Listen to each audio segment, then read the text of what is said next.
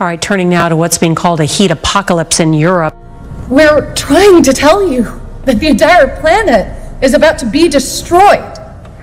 Okay. Well, it's, just something we do around here. We just keep the bad news light. Right, it helps the medicine go down. Wow. Now check out this British TV anchor and her response to a meteorologist who has a grave warning about the heat wave that's hit the country this week. This will not be nice weather. This will be potentially lethal weather for a couple of days. It'll be brief, but it'll be brutal. John, I want us to be happy about the weather and every single... I don't know whether something's happened to meteorologists to make you all a little bit fatalistic and harbingers of doom. Haven't we always had hot weather, John? I mean, wasn't the summer of 76? That was as hot as this, wasn't it? No. In France, officials say the country is experiencing an apocalypse of heat. A fire in France destroying nearly 80 square miles of forest, and temperatures are expected to rise in the coming days. For a seventh blistering day, the fires in southwest France continue to rage, forcing the evacuation of thousands of people living and visiting this popular tourist region. We're living through an exceptional season of harshness, said President Emmanuel Macron, over wildfires that have burned an area bigger than 20,000 football fields. 14,000 people have been evacuated so far. As triple-digit temperatures are being felt around the world, more than 1/3 of the U.S. is under... The U.S. is the latest country to swelter with high temperatures. Wildfires, you'll remember, are still raging in Europe in countries like Spain, Italy and Greece. Well, Europe is also experiencing the fierce heat wave with extreme temperatures and wildfires burning in countries across the continent. Spain is now battling its largest fire in recorded history and nearly 30 others across the country.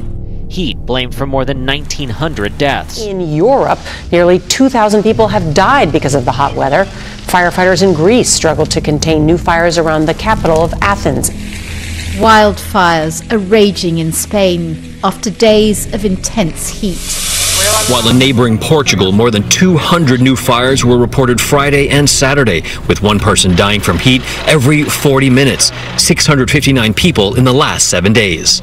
Italy has been hit by its worst drought in nearly 2 decades. Its longest river, the Po, has fallen to a record low, threatening crops and electricity generation. What fires like this can do is becoming hard to ignore.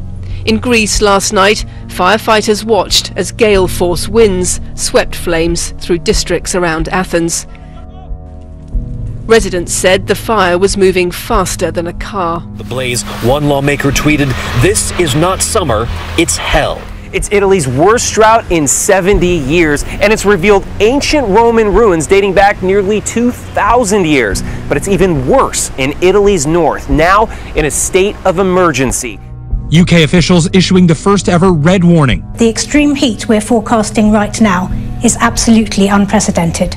But the UK isn't used to these sorts of scenes, nor this kind of heat. Residents are bracing for what could be Britain's hottest day ever recorded. With people flocking to the ocean after the government declared a national emergency and first ever extreme red heat warning.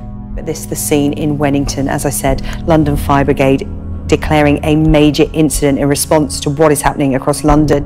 We told you how the London Fire Brigade had its busiest day since World War II as it tackled fire caused by record-breaking temperatures. Today we learned that at one point London Fire Brigade only had 3 fire engines left to deploy for the whole of the capital. In Dartford, a fire burned fiercely next to the A2.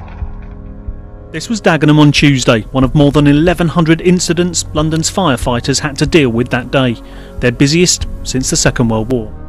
It was like a scene from the Blitz, or War of the Worlds. It was just windows popping out everywhere, explosions. It was, it was pretty frightening, really, all round, really.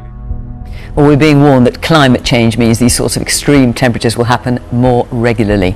Periods of intense heat do occur within natural weather patterns, but scientists say they're becoming more frequent, more intense, and are lasting longer.